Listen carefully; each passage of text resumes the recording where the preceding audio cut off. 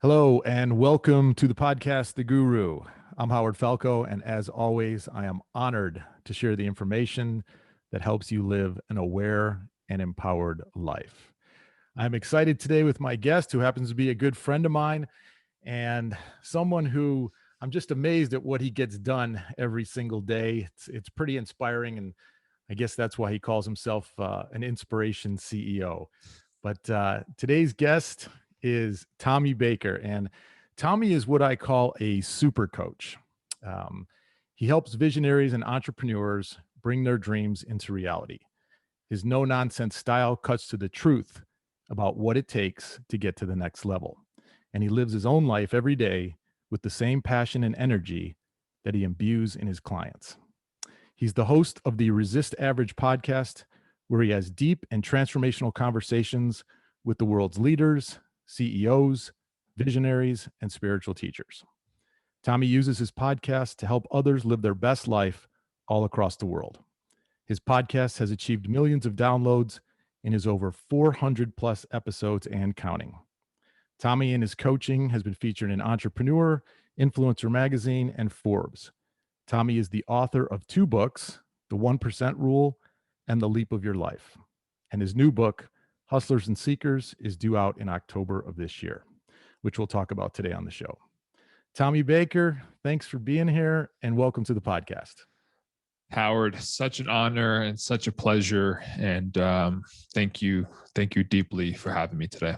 Absolutely. You're definitely, one of the people in the world that I have admiration for, inspiring others and just helping people get the most out of their lives. And knowing you, I know how much you dedicate to that effort and how much you pour in. And being a coach myself, I know what that takes, and I know the amount of energy. So I have great respect and appreciation for that. So I'm excited to kind of dig in. And you had me on your podcast a couple of times, and we had some amazing conversations. So I'm sure this one will be no different, with the exception that you're now in the hot seat on some of the questions. So, but I enjoyed being on your podcast, and those were fun. I often use a lot of those clips, actually.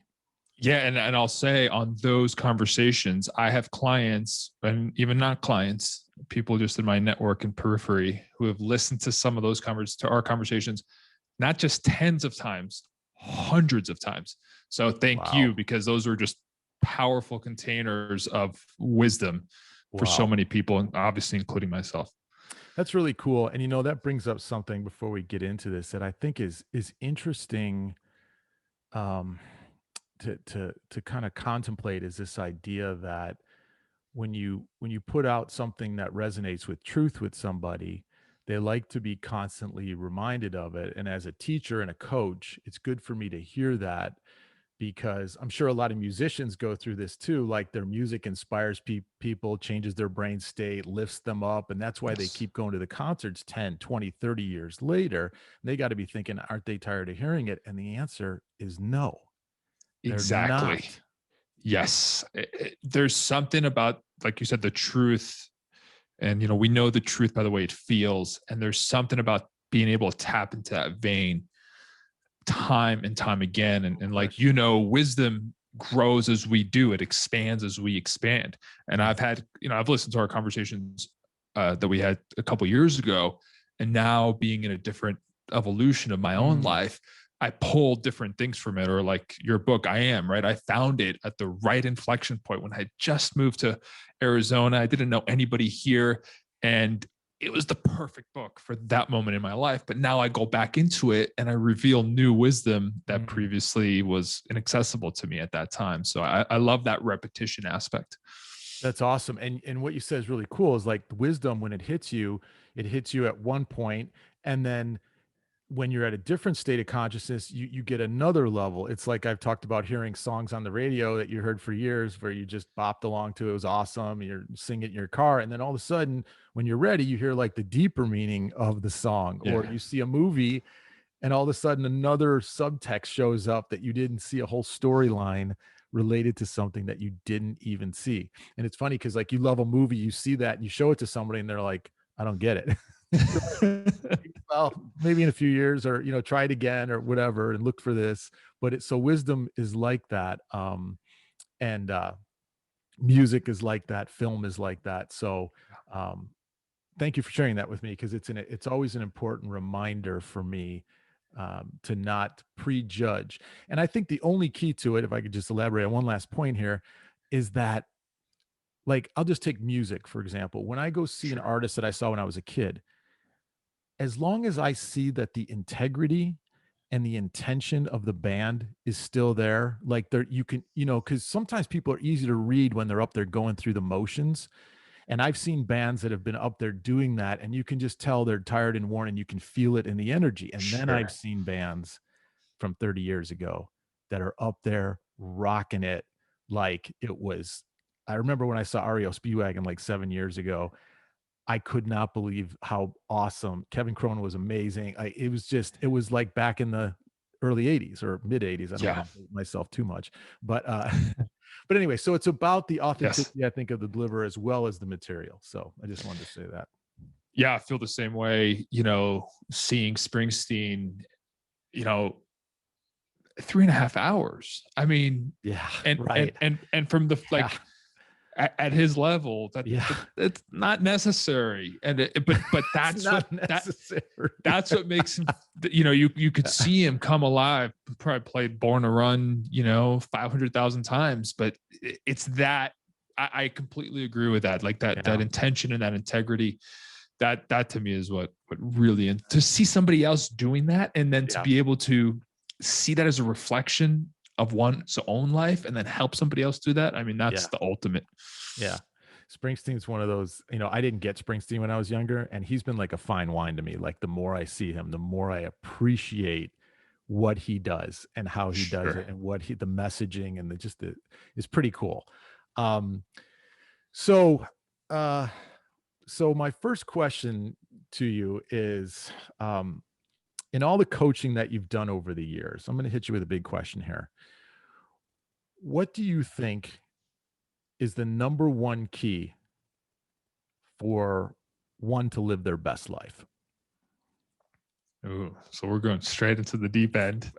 Yep. I always like to start off with a big one just to start the conversation. But Yeah.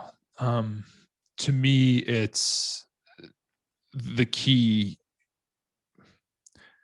The key is the shedding of so many voices, both internal and maybe external, from Mhm.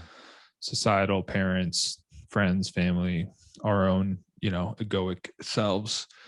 To me, the key is the ability to tune that noise down, to drown that noise out, and really get at the heart of who we are on the deepest level, and Wow. to start pulling from that clarity from a very empowered place. And it's a vulnerable place. And sometimes the answers that come up don't make sense to our logical selves. But that to me is the starting point to any enduring transformation. Wow. That's awesome. And that totally rings true. And you can see it, that to live your best life, I think, just tagging along with what you said, it's about, we hear the word authenticity, live your Yeah. authentic life, and it's such a bite line or a cliche, but the meaning of it is to allow, maybe for the first time, it could be at age 30, 40, 50, 60, who you really are, what your deep, true passions and interests are, to come to the surface. And the only way to do that is to do what you did, which is to finally remove the programming or the insecurity or the care of pleasing others, or Yeah. what somebody told you, or the limiting thoughts. And as you start to peel that away, you're right, it gets vulnerable and scary, because you enter this abyss of, who am I? That's the one question that comes up when you peel away who you thought you were. That wasn't working, because you wouldn't be doing that work, right? Exactly. um, but you peel it away, and you have to go through that abyss at first. Yeah. It's often called, I think, historically, the dark night of the soul has been used a lot, for that, when it's really epic. I'm not talking about just one like brief moment, but I'm talking about a real shedding of an old skin. So I love that answer, Tommy. Yeah. And yeah, I completely agree with that abyss or dark night of the soul. Or I got Campbell behind me here in the hero's journey. He talks about that, that valley Um, and the interesting thing is that it tends to always start with these really innocuous whispers that tend to come at the margins of our lives. They come, we're taking a business trip and the plane levels off at 37,000 feet, and we have that perspective of, seeing the world from a different vantage point, or during a warm shower, or in the early mornings before the kids are awake and the world is not going yet. And they're just these small just hints, and they're very soft initially, and but they contain so much truth and so much gold. And what I've realized, and by the way, the as you know, Howard, those whispers tend to yeah, screams and yells and shake us, right? And they come from different angles, but they all serve the same purpose, which is to get to the place that we just mentioned. Yeah, it's interesting. And you're right in one aspect, like it can come in whispers, it can also come in trauma. Yeah. And that is sort of the rip of the Band-Aid. And I've dealt with a lot of people that talk to a lot of people that have gone through certain things where they didn't have a choice because life just upfront and personal took something away from their identity, whether unfortunately it was the passing of a loved one, or a friend of mine with a part of his body that, losing an arm, or even something like a sudden job loss or sickness like COVID that we went through. So anything can do it and shake you. And you're right. Either way, the point is, onto your answer, that getting to that authenticity, getting to that point where you start to live what feels good to you. I totally agree with you. That begins you living your best life. So that was a really cool answer. Speaking of that, I want to ask you, tell me, where do you get your energy? What drives you every single day to be as relentless as you are with your business, or with writing books, or, I follow you, we follow each other on social, and, I get tired watching you climb some of those mountains every single day. I mean, the photographs are unbelievable, by the way. I love some of that photography because I'm a big fan of photography. It's one of my hobbies. Like, oh, it's amazing. Just, I don't want to go on a tangent here too long, but since we're both kind of have that eye, because you have an eye. To me, photography is the only way to freeze time. Video doesn't do it. No. It brings you back to a circumstance, but the only way to freeze time is through a photograph. And when a photograph is captured, where the great thing about photography is when you show somebody a photo that you've taken from your perspective, you're forcing them to be still and see a moment and absorb a moment and put a story together. Anyway, I'm on a tangent, but I love about amazing. Photography. I love that. So anyways, I'm sorry, I got away. What drives you? Where do you get your energy? Yeah, I mean, it's such a great question. It comes from an insatiable, unquenchable thirst to answer three key questions. One that you alluded to earlier that we all have, which are, who am I? Why am I here? And what does this mean? And all of us have these questions. Sometimes, we sweep them under the rug because it's like, those are three really massive questions. But it is the pursuit of those questions that gives me that life force and that energy, and the peeling of the layers. Again. Who am I? Who am I? Why am I here? Now I just messed them up. What is my purpose? Was that the last one? No. Similar. Was who am I? Why am I here? And what is the meaning? Where does the meaning of this? And this is okay. The whole thing. Gotcha. Okay. We both lost the moment there for a second. Okay. And have you found the answers to those questions? in a certain sense, I'd like to think so. But like we talked about earlier about wisdom, the more that I explore those questions, the more answers that they give. It's the old quote of all I know is that I know nothing. Love that. That the unquenchable pursuit of those answers and the wisdom only reveals more. One of my biggest mentors was, depending on how we want to phrase it, is Henry David Thoreau. And, me coming across that text at a very young age, like that spoke to my soul in a very, very deep and meaningful way towards answering those questions.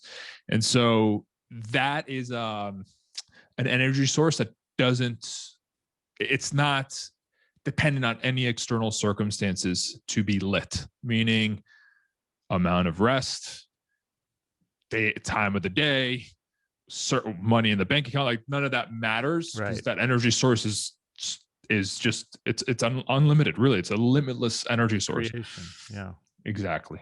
It's the driving force of creation. And there's an interesting conclusion drawn from that. When you look at what creation is, it's infinite. And so those questions have infinite amount of potential answers to them, right? Yeah. So it's interesting when you look at it that way. But then because I think a lot of people ask those questions. Certainly I did, and birthed a book and everything that I've done. And I'm still open to learning more and more because life continues to expand and I continue to evolve. So who am I last week is probably changed going into this week. My purpose, that one feels pretty good. I'm just reflecting on your questioning as I think about it. Absolutely. So, yeah. And then the meaning of all this, that is an evolving thing as well. Because every day there's different things that draw your attention and fulfill your soul. So that's cool. So that's what gives you your energy, and that's what gets you up going in the morning to just sort of discover more of that, whether it's 100%. in your own physical ability in hiking mountains, or whether it's in your coaching ability or writing ability. Is that what you're saying? Everything is basically a prism towards that. I mean, that's what I've discovered. And so all of the modalities feed into that. And that's like and by the way, there's a pretty stark downside to this. Like it's almost an obsessive desire to reveal these answers. And there's a dark side to that, which means that sometimes I literally can't shut that off. Not that I can't stop doing business work, but as a thinker, and I'm sure you resonate with this, as a deep thinker, it's like, sometimes I will be at a dinner and I will be 3 levels deep when really everybody else is here. And that's a good place to be for the couple hours. You know what I mean? Oh, man.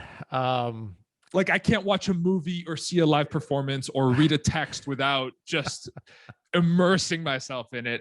But that gives me so much life. But at the same time, sometimes I'm like, okay, I need to, and that's why, my wife really helps that. Your wife and my wife could have some great conversations about I bet. Do they ever shut it off? Does it ever stop? Just, constantly trying to draw meaning out and, Yes. finding what's in the treasure chest in that moment, right? It's exactly.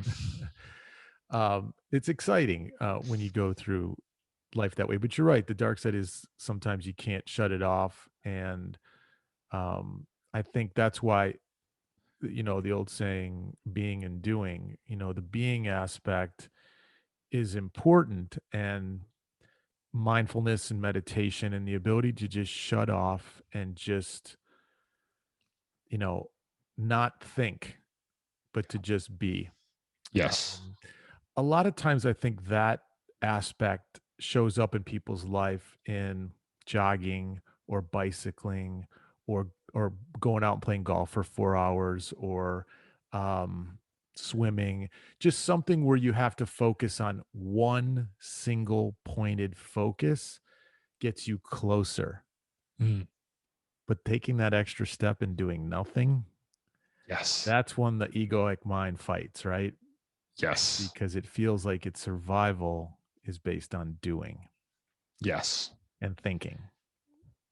But what's ironic, this is so wild, is that by letting go and just taking that time to just check out and to condition yourself to do that once a day, even, or maybe even just a couple times a week, the amount of energy fulfillment, because you tap into this letting go piece that allows this energy to come in, that allows you to feel refreshed and revitalized, because you did let go of that, and it allows you to go back into the doing much more efficiently. Exactly. It becomes this beautiful, if we do it right, and it's all trial and error and experimentation, but it becomes a very powerful feedback loop that feeds into one. There's the whole thing. There's the whole be more to do more to be more, like linear models. Really, I see it as this circular feedback loop that both feed into one another beautifully, and we each got to find our own harmony between those two states. Exactly. And know when it's really, I was in one of my groups the other day and I asked the question, let me know what's more productive to you, a 2.5 hour block of focused intentional work, or a hot bath followed by a nap or something. And the answer, of course, and by the way, this is a group of very ambitious people, and the answer is, of course, the focused. Yeah.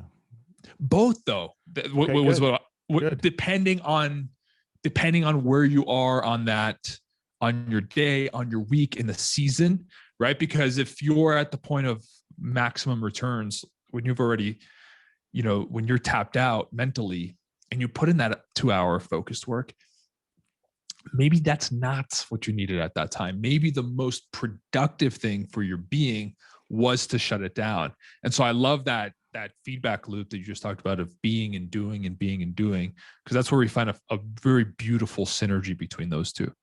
Yeah, I think that's really key to understand that for your own holistic mental health. This world, it seems to, maybe it's because I'm now getting, I'm a little bit older, but it seems to have sped up. It seems to be coming really fast with a lot of information and a lot of data, and you start to feel like if you're not doing, you're falling behind. Yes. And that is not true. That is a trick the mind tries to play on you because of fear. Yes. And the more you let go, it's like, I bet, before you went away for your honeymoon or vacation, or when, you just got married, congratulations. It's Thank you so awesome. much. The pictures were gorgeous. There was a little bit of trepidation of letting go for a little bit, but you went, you did it. And did you miss anything? No, it actually revitalized you and recharged you up to come back and probably hit it even harder. So, I think a lot of minds, unfortunately, in today's world, have been geared towards this constant 24/7 work, work, work, work, work, do. And so it's important to have, I think, that balance. And I just want to say one last thing on this. You got, it's amazing how my mind starts running, but it also exudes one of the most important pieces in the whole puzzle, which is faith. Faith to let go. And that's, if you're not letting go, it's coming from fear. Yes. And that is a poison in the well. But anyway, so what were your early experiences in life that drove you to what you're doing now? What made you want to coach people up? What made you want to get into this business of helping people be their best selves? Yeah, it's such a great question. I mean, I grew up in a third world country for half of my life, in Colombia. So very early on, I was blessed to see that, because we would move back and forth several times, and every time I came back to the States, I was like, this is not how the rest of the world is living. Because I saw abject poverty. I had family members perish in violent attacks. You see a different world, and to come back to the States, it really just gave me a deep appreciation of, like, talking about gratitude, but like a deep level of gratitude that we have it, even with all the issues that we have here. we have it pretty damn good. So that at a base level, that's really, really influenced me to help people take advantage of the opportunities that we actually do have here. Because down in Colombia, for the most part, it doesn't matter how much you do, you are pretty stuck in your social class. I mean, of course, there's outliers, but it's not like it is here. So that foundationally was really, really big for me. And then on a more tactical component, I was blessed to stumble across some of this work at a very young age because of those experiences of moving back and forth from Colombia, and which accelerated those questions that I really wanted to answer. And then there's almost when you start tapping into the work and gaining some of these insights and some of these deeper truths, it's almost like a duty that you want to pay it forward, pass it along. And it's got to be done you got to use discernment, obviously, because people have to be open, ready, and willing. If they're not open, ready, and willing, then you're going to be wasting your time and energy. But just starting with small shifts, that when I shared what I was going through or some of the experiences that I had, I just see how people's, like, just physically, I would just see their body change and they'd be more open, and they'd go do something that maybe they hadn't done and they'd report back. And that really, to see small shifts of insight, way before I was even actually like practicing with people in a physical sense or in a mindset sense, that was, I mean, the furthest thing from work, obviously. Like, that didn't even enter the equation, but it's like, wow, how can I tap into more of this? Mm-hmm. And as an obsessive learner, the feedback loop was learn as much as I can, teach, because when I teach, then I really have to know the material in a deep way. Mm-hmm. And that feedback loop, again, was insatiable for me. And my first vehicle to teach people was really the physical, because my physicality was actually the door that opened up, like the rest of it. Through my physicality, I was able to tap into my mental state, my emotional state, and ultimately my spiritual state. And that's when I started teaching people at a more specific level. Interesting. Yeah, I guess the ultimate feeling of joy is giving. Giving is receiving. And in coaching this, in offering this wisdom and this work, it doesn't feel like work. It's just an amazing feedback to know that you're helping someone else, or you're helping a piece of humanity, or you just know you're leaving a mark that's improving things. And there's no better feeling than that, to me as a coach, than to know that because someone crossed my path, their life's a little more peaceful, happy, joyful because of it. At least that's what I could speak from coaching. I think that's kind of what you're saying. 100%. It's the greatest possible currency. So there's no doubt that that is a huge part of why we coach and why we do that, is just to, again, it comes down to the ultimate line that giving is receiving. And the learning never ends, so the giving never ends, right? Exactly. Yeah. Cool. So what do you think about in terms of coaching? I've seen there's been a lot, there's a lot of people that coach out in the world. And I'm curious of what your opinion is of sort of the hack culture of today's world. What is your feeling? What is your feeling on the hack culture? You're teeing it up. You're teeing it up for me. Yeah, there's to me the hack culture is a fundamental fundamental mindset that can create the illusion of progress, but ultimately works against us. And I like to say the greatest hack. It's funny we were talking about this earlier, but the greatest hack is that really there is none.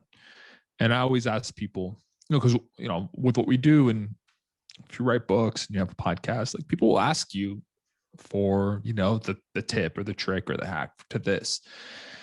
And this also goes a lot with timelines, right? Which I know is obviously something that you talk about, but one of the biggest things, and by the way, you've helped me with this as well, but like one of the biggest issues that I get, or one of the biggest phrases that people say is, Tommy, it's not happening fast enough. Right. And it becomes this desperate pressure on timelines that they created, right? That we chose, we've all done that. That can lead us to focus on the wrong things, i.e. go start chasing hacks. So I always tell people with hacks, because there's, like you said, there's a lot of people promising a lot of things. And going back to your thing about the artist, integrity, and I think it was integrity and intention. I think those were the two. Authenticity. In coaching, in coaching, it's the same exact thing. So I always ask people with hacks, do you want your airline pilot on your flight to Dallas, Fort Worth to be a hack? You know what? Probably not. You're getting a tattoo to signify some amazing thing. I got where I met my wife. Do you want your tattoo artist to be a hack, right? Do you want insert whatever to be a hack? And the answer is obviously no. Nobody wants that. And so to me, it's a fundamental mindset shift that you're willing to do the work regardless of the time involved, regardless of how long it takes to get there. And that's the complete opposite of hack culture, because hack culture says, Howard, I want it tomorrow. Yeah. Give me enlightenment as fast as you can. Yeah, exactly. Instant gratification, right? Yeah. And in the spiritual community too, this is very crucial, because there's a lot of people literally selling some shortcut to enlightenment, whatever that means, but you know what I'm talking about. And that's just simply not how it works. And it's robbing you of the growth happens in the day-to-day, in the trenches, when sometimes you feel like you're not making any progress. Exactly. Whether that's in your craft, whether that's in your spiritual path, whatever it is. And the hack culture takes you away from that, which is actually the elixir of long-term sustainable growth. So you got me on you hit a nerve here. You have to respect the process as much as the end result. You have to respect that there is a process to it, and it's important, whether it's for more learning, more awareness, or just to simply demonstrate the endless nature of your faith in who you are, to such a degree that you hopefully get to a point where time isn't a factor. Now, this world, everything is based on timeline, and in certain circumstances, time becomes more of a factor than others. If you're an athlete and you have a certain window on your career, then it becomes more of a factor. But it's also a paradox, because you have to let go of that fear in order to be your best self. And that's the beautiful vetting process of life, is that it vets out those that don't have the faith to go through what is necessary and to dig in and to never give up. But yeah, I was teeing you up a little bit, because I've just seen, I guess ever since Tim Ferriss came out with the 4-hour work week, that's when I think hack culture really started, or this idea that you could shortcut your way. And not that there aren't certain things that I think you can learn and you can accelerate the process, but it seems like a lot of today's society has taken that to an extreme.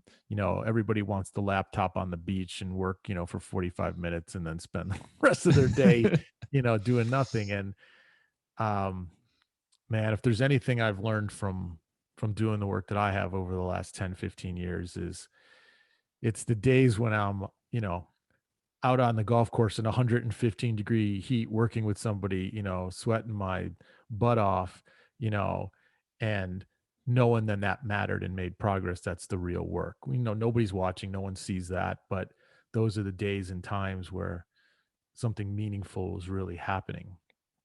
So anyways, just to take, one example. Um, but and of course we've both seen what social media has done. It highlights some of the best of the best, and everything is media focused down to a highlight in sports, especially, or even in entertainment, and they don't see what goes on behind the scenes. That's why I think we talked about this on your podcast, but I love these documentaries that Yeah. show the journey that some of these people have taken that are huge names. And you're like, you never knew that. All your brain went, wow, they had it easy, or, and then you look at what they've done and how long they've been single-minded, pointed, focused. And I'm not, and this is no disrespect to anybody else that's been out there single pointed focus and doing the same thing, and hasn't gotten there yet, but it is interesting. Yeah. And that highlight reel, when I love that you said, the process, and about when nobody's watching, and nobody cares. Like, it just reminds me of, for example, Kobe Bryant didn't have a camera on him when he was in the gym shooting free throws at 3:30 in the morning before the Olympic practice, before the game, et cetera, et cetera. Which meant that it came from a place so deep inside of him, a burning desire so deep inside, that Exactly. regardless of external circumstance, and to be that, I have this phrase or this question that I ask people is like, what if your process, to become, to direct your first feature film, your process to be a full-time entrepreneur, your process to insert your goal, what if your process to get to that place was not a means to some end, but what if it became the end itself? Powerful. I wanted to pause there because you got to think about it for a second. But that to me has been one of the most fundamental shifts of my entire life. Because if the process is the end, then naturally you're detaching. You're detaching from the outcome. And as you and I know, when we detach from the outcome, we focus on the process, we're much more likely to get that outcome anyways. But, for example, I know as a writer, you'll get this, Howard. My favorite moment from the last kind of year and a half working on this new project was not getting an agent that I just loved. Wasn't getting the book deal. Well, then it's not going to be getting the books in physical form. It was like so many times in the process where I had a sentence that I was working on. It's 4 a.m. Nobody cares. No one's ever going to see it on social.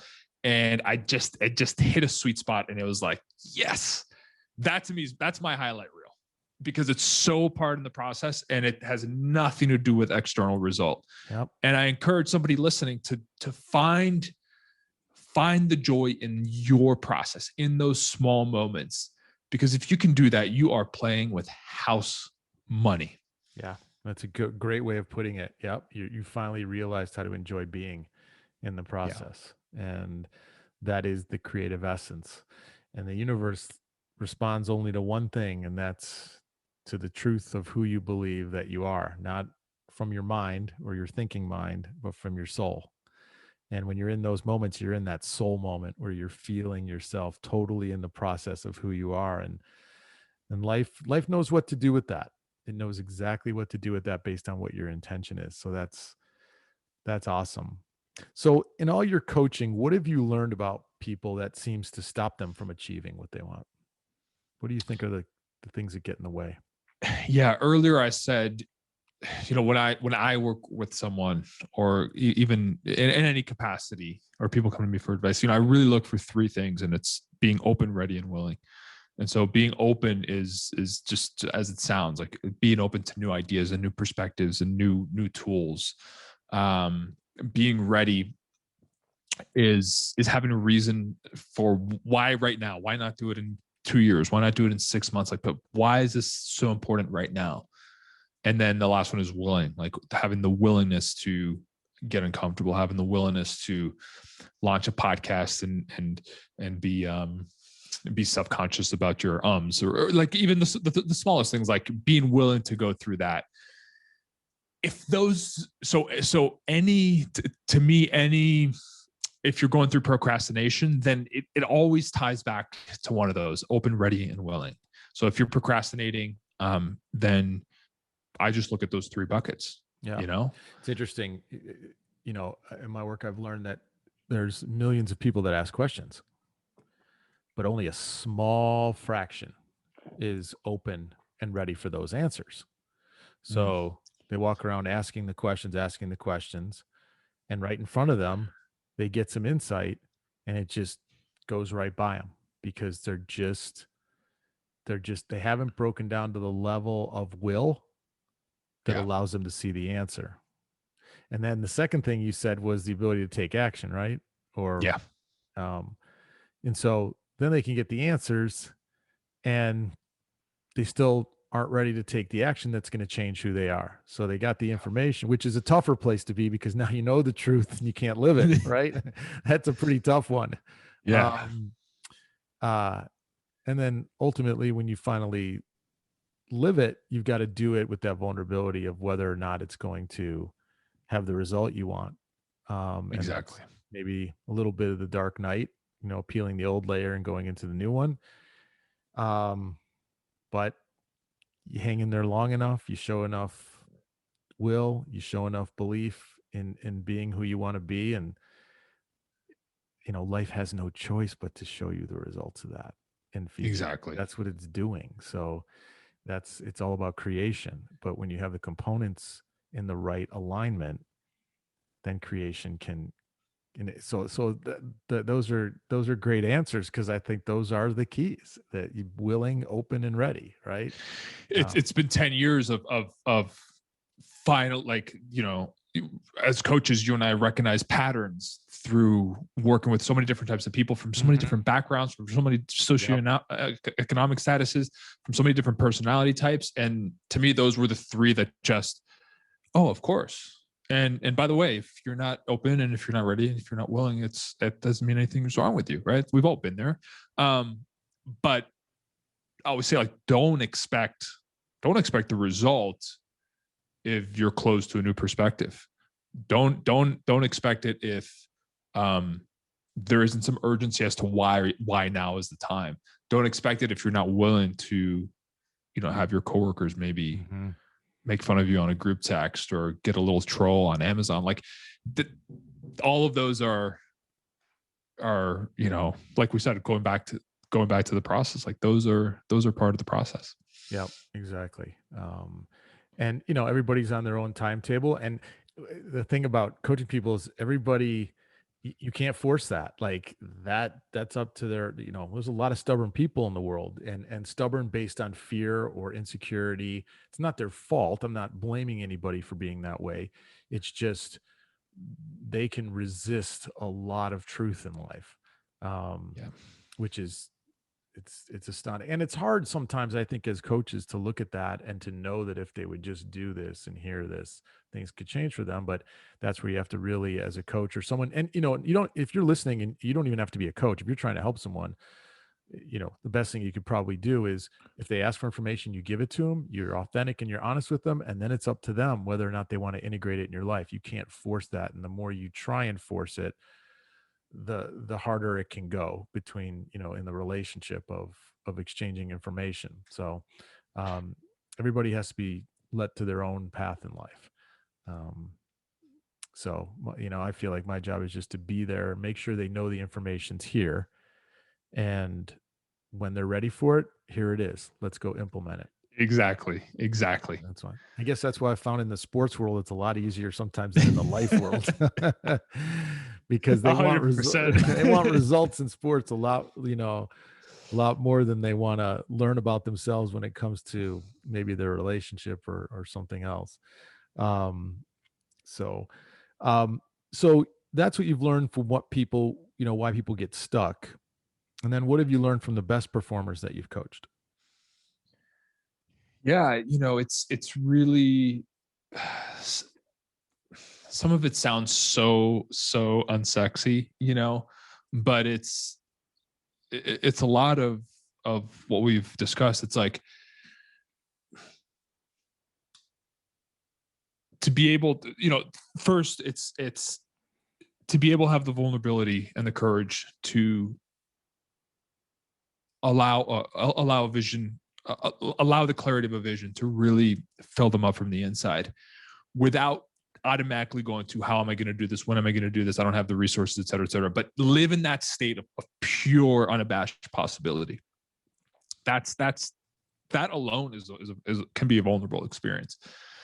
But like you mentioned, a lot of people stop there. So it's the ability to look at the mountaintop with a level of vividness and to take themselves to that place on a regular basis, daily basis, to me, multiple times a day.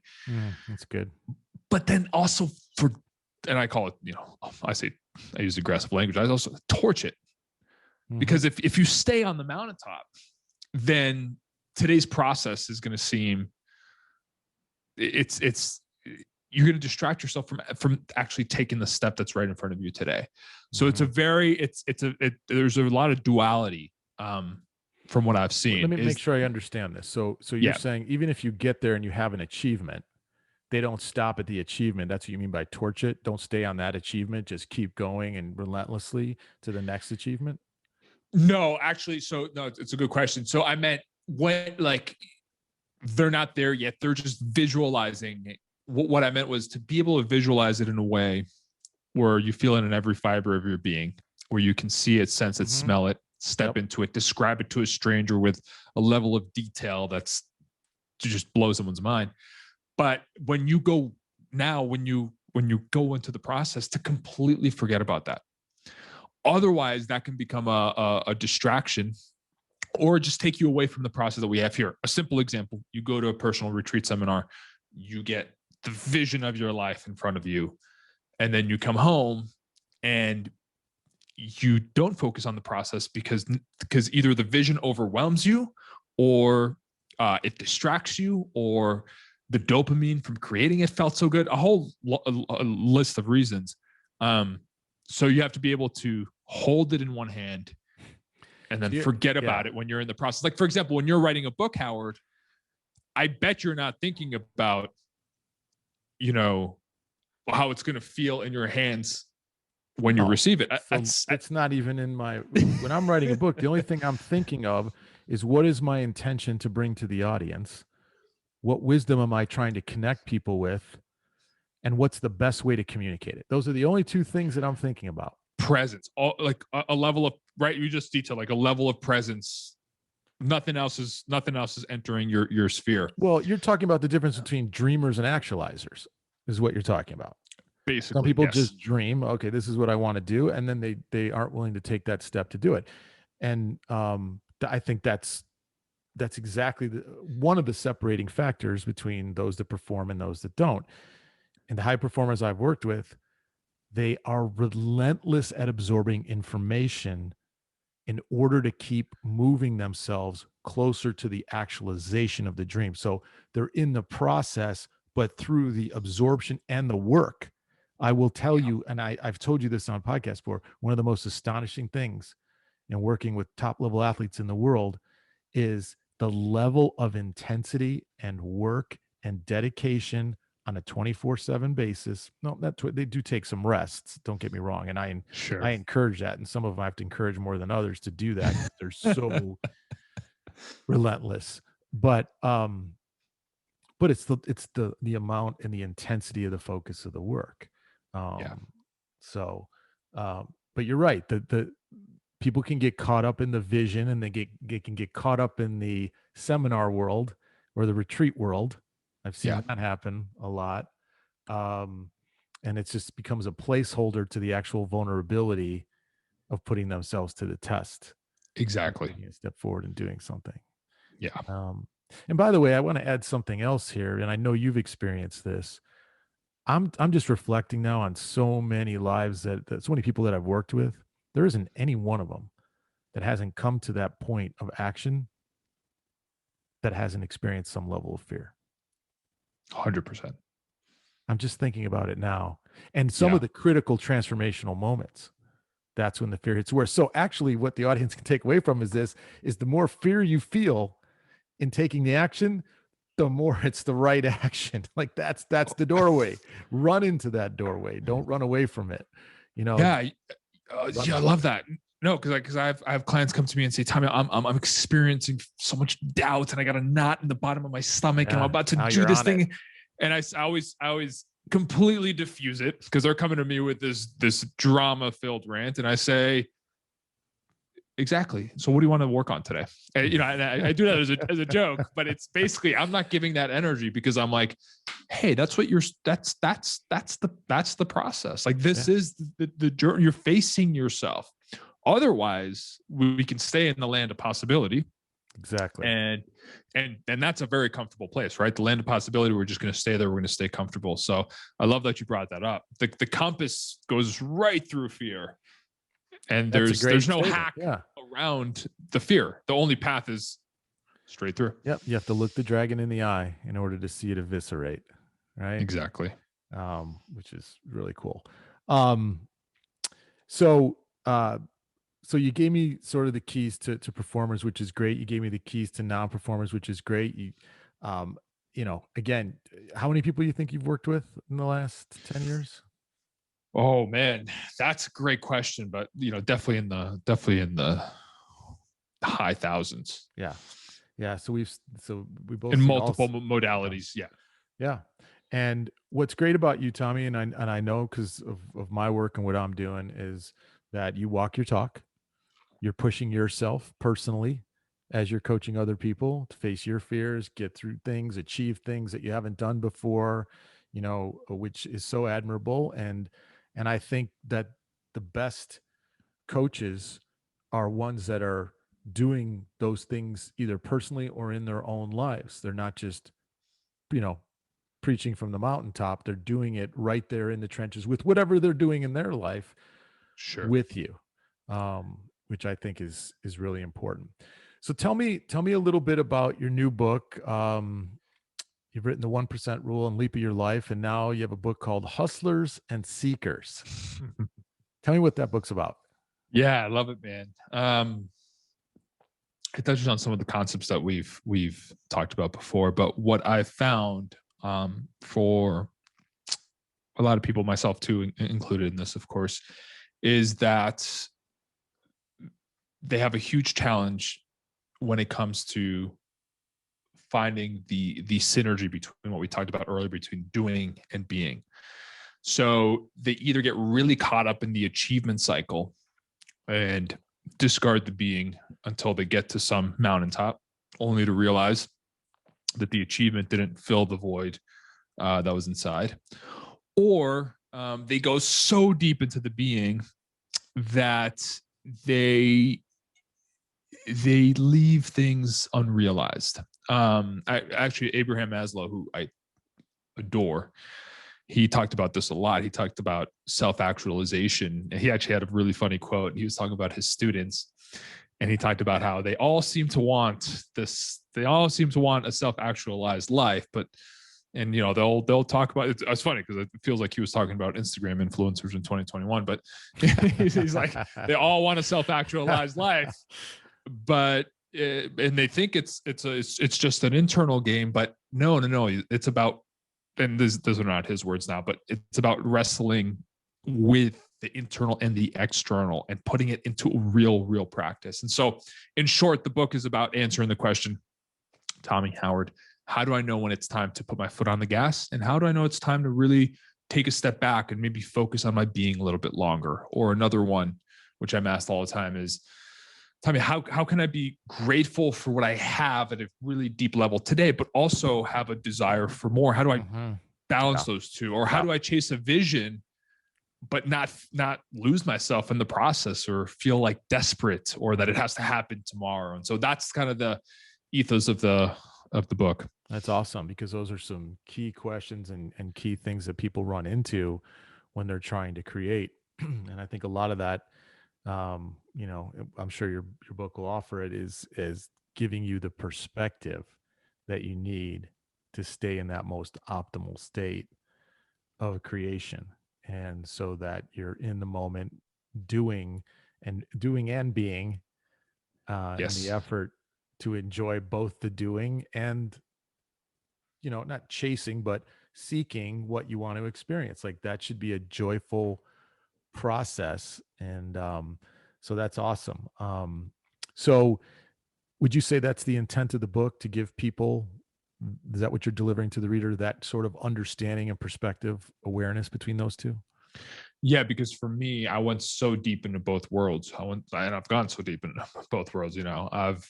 I have believed that if I just built the business to this place, or just created this, then I'd be fulfilled from that. And that was not the case, at the expense of my own mental sanity. But I've also been so deep in the being and the spiritual community, um, where I started to become almost apathetic to bringing something to life, and almost using spiritual growth as an avoidance mechanism for a desire that I actually had but wasn't facing. Mm. So it was born So out hold of on, I want this. to unpack that a little bit. So you're saying that, so you kind of used sort of a spiritual path to get away from the unhappiness of not getting the achievement that you wanted, and what you really Yeah. want to do is write about the understanding of that. Yes. Yes. And like anything that we talk, like when we talk about, my obsessive thirst for kind of wisdom, everything has a dark side, right? And so, Potentially, yeah. um, Well, it does. yeah, There's two sides, yeah. yeah, everything has a shadow, Works. or Hmm. a Correct. law of Yeah. diminishing return in a Right. sense.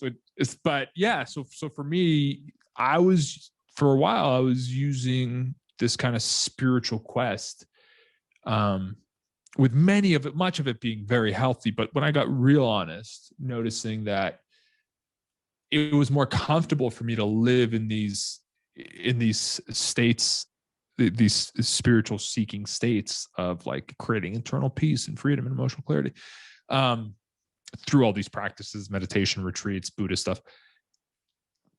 But deep down, there was something that I wanted to bring to life, and all of that stuff was actually, helpful to some degree, but also masking that, and Right. and and Yep. letting me off the hook in a sense. If Right. that does that make sense? No, it makes perfect sense.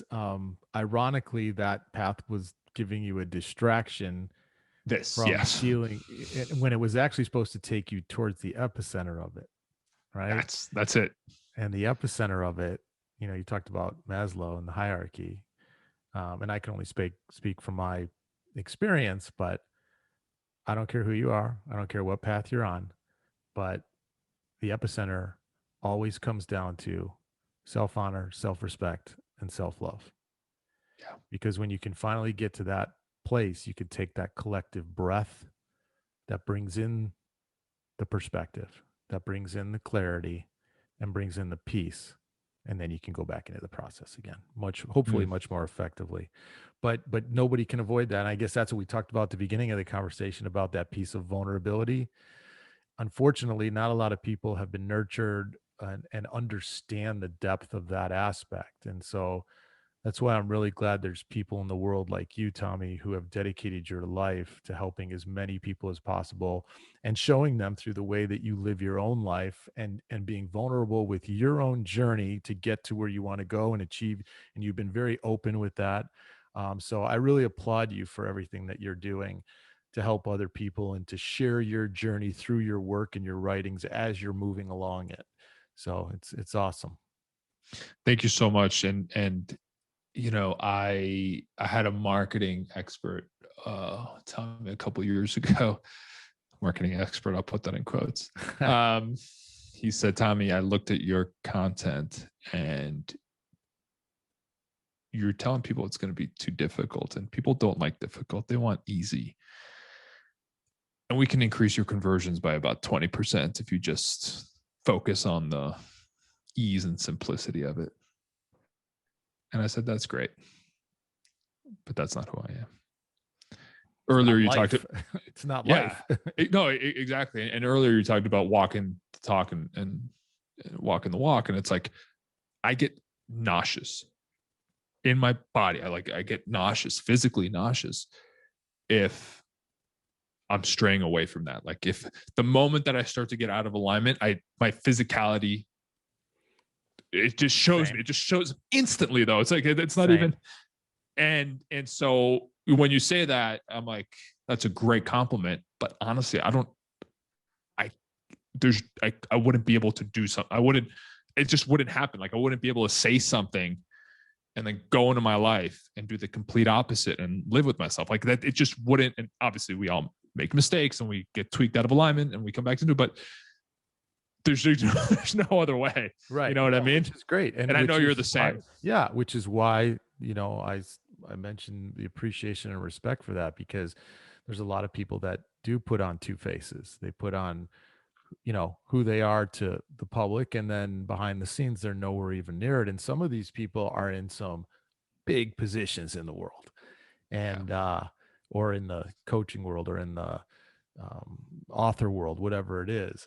And so it's anytime those two things are in alignment with somebody, great respect and appreciation to you for that. So thank you for that. So tell people when they can get the book, where it'll be available, and where they can find you and reach you for more information. Love it. Yeah. Thanks so much. The book comes out, it got pushed back, but it comes out October 26th, and you can get that at any bookstore. I'm a book nerd, so I support local independent bookshops, but hey, I know Amazon is very convenient. So you can find it there, Barnes & Noble Bookshop, anywhere you buy books. And then check out the podcast. It's Resist Average Academy. Howard has been on there twice, and two of my most downloaded episodes, because people are just going back and forth, back and forth, back and forth. But if you enjoy, and of course you do, if you're here, these heart thumping, deeper conversations, you'll love that. That's a Resist Average Academy podcast. Awesome. Tommy Baker, it's always a pleasure to talk to you and to co-create and to have a deep conversation, which I've enjoyed this thoroughly. Thank you for being on the podcast. And again, thank you for who you are. Howard, means the world. I have so much respect for you. I've come to you when I needed help, and thank you. Thank you for being on this ride for me. Absolutely. My true honor. All right, everyone. Thank you again for listening to the podcast, and I will be back with you real soon. So long.